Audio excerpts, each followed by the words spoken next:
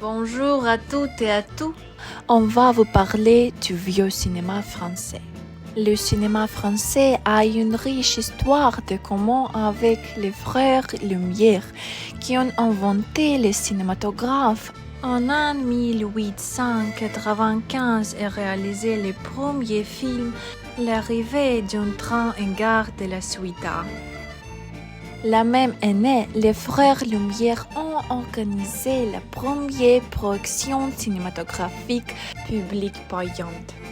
Parmi les films présentés, Le Roseau arrosé a été le plus apprécié. Introduisant l'expression Le Roseau arrosé, celui qui subit les conséquences de ses propres actions.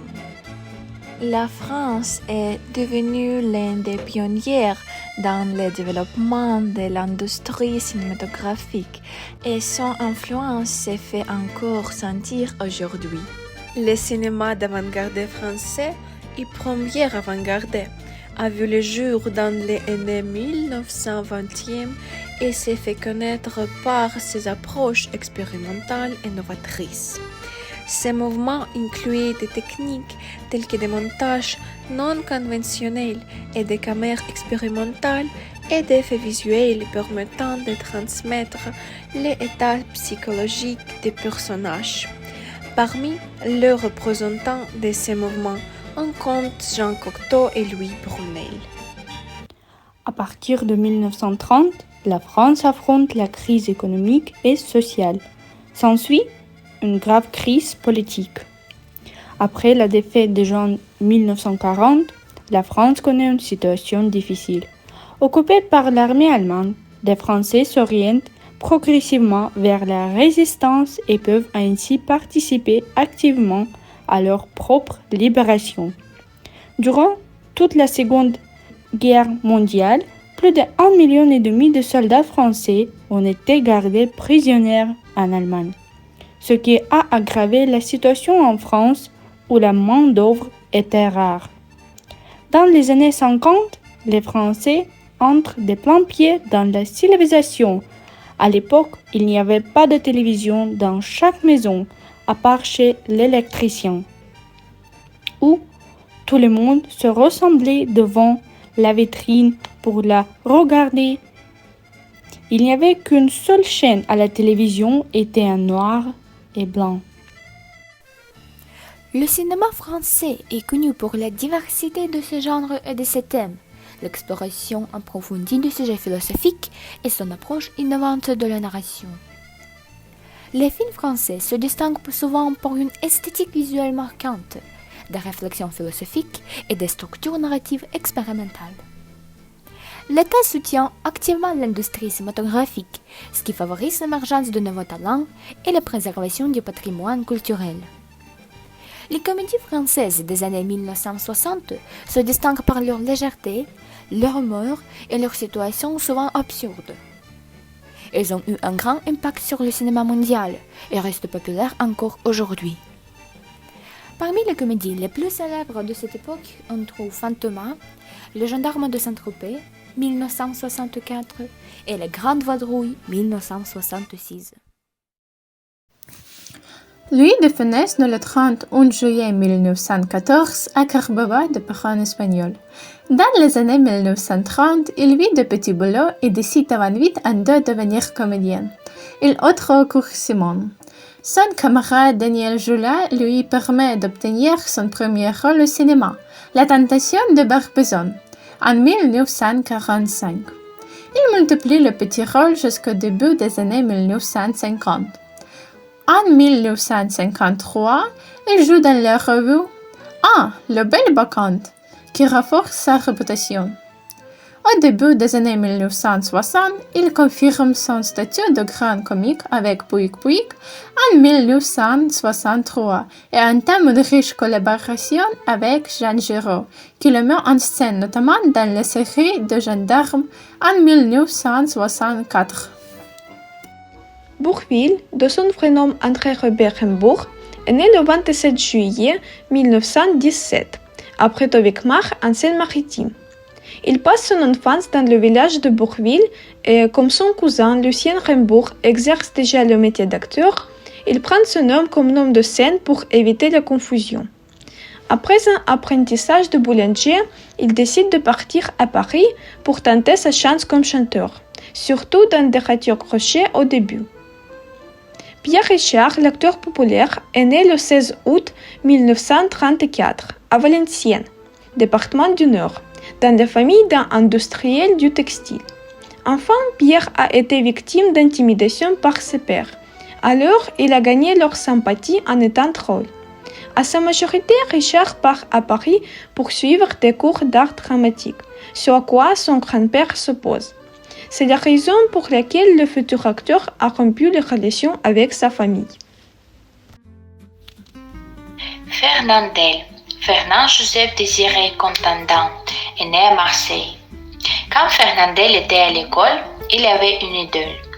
Il était le célèbre comédien Paulin en France. Après la première rencontre avec Pauline, le garçon a annoncé à ses parents qu'il deviendrait comédien. Et à partir de ce moment, l'appartement de Contendeneuve est devenu la salle de répétition de Fernandel. À l'âge de 5 ans, Fernand fait ses débuts sur la scène du Vieux Théâtre de Marseille. Et à 12 ans, il conquiert déjà Paris en devenant deuxième au concours de chansonnier amateur. Pendant la guerre, Fernand a essayé de gagner sa vie, mais il n'a pas pu rester au même endroit. Il a été licencié de partout.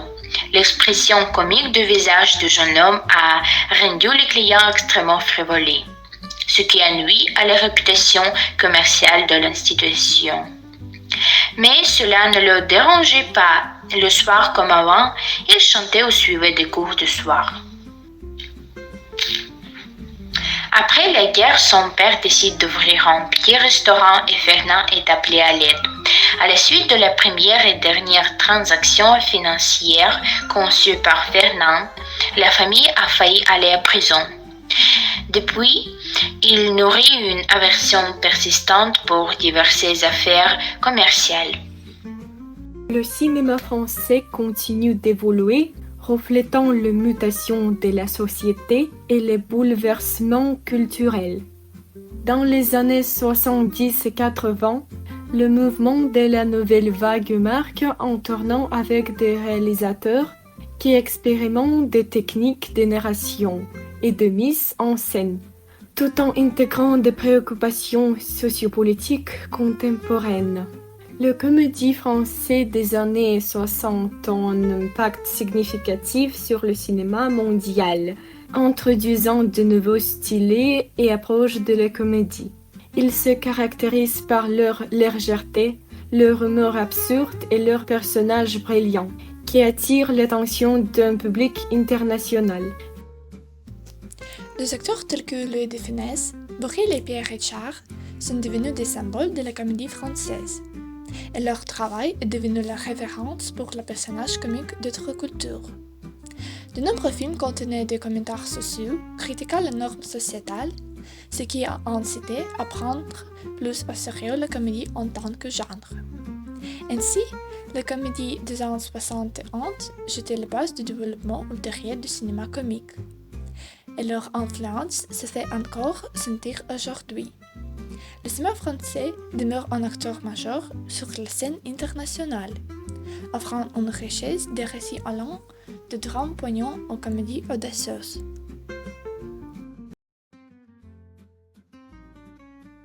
Vous regardez les comédies françaises? Oui. Et quels sont les films de la comédie française des années 60 que vous avez le plus aimé? Pourquoi?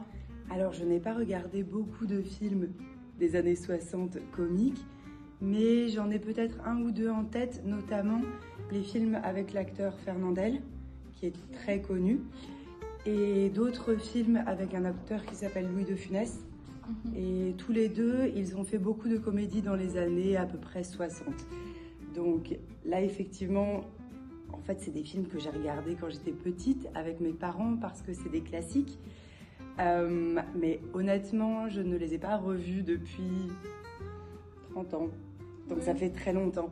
Donc c'est difficile parce que je me souviens quand j'étais petite, donc forcément j'étais heureuse de regarder des films avec mes parents, mais je ne sais pas si le film était réellement drôle ou pas. Quelles caractéristiques du style de la comédie remarquez-vous dans les œuvres des réalisateurs de cette période? Je sais pas, disons qu'avec les deux acteurs dont je viens de parler, ils ont tendance à exagérer beaucoup et à faire beaucoup de mimiques. Par exemple, Louis de Funès, il fait beaucoup de gestes, il exagère énormément beaucoup de choses. Et Fernandel, il a toujours un peu le même rôle. Donc je vois ces deux acteurs qui sont vraiment très caractéristiques de cette période, ont tendance à vraiment exagérer ou exagérer des situations ou voilà, ce genre de choses.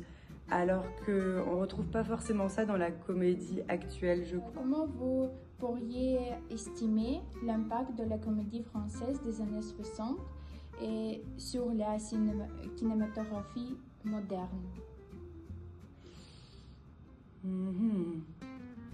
Je ne sais pas si les réalisateurs ou les acteurs s'inspirent de cette période, j'imagine que oui. Ensuite, on rigole pas de la même chose non plus, l'humour a vraiment évolué. Mais j'imagine que les réalisateurs ou les acteurs s'inspirent de... Il y a des situations comiques qui marchent toujours, tout ce qui est burlesque, ça marche tout le temps, c'est des styles de comédie. Mais je pense qu'il y a des choses qui peuvent encore marcher, mais l'humour a quand même un peu évolué, donc oui, je sais pas tellement.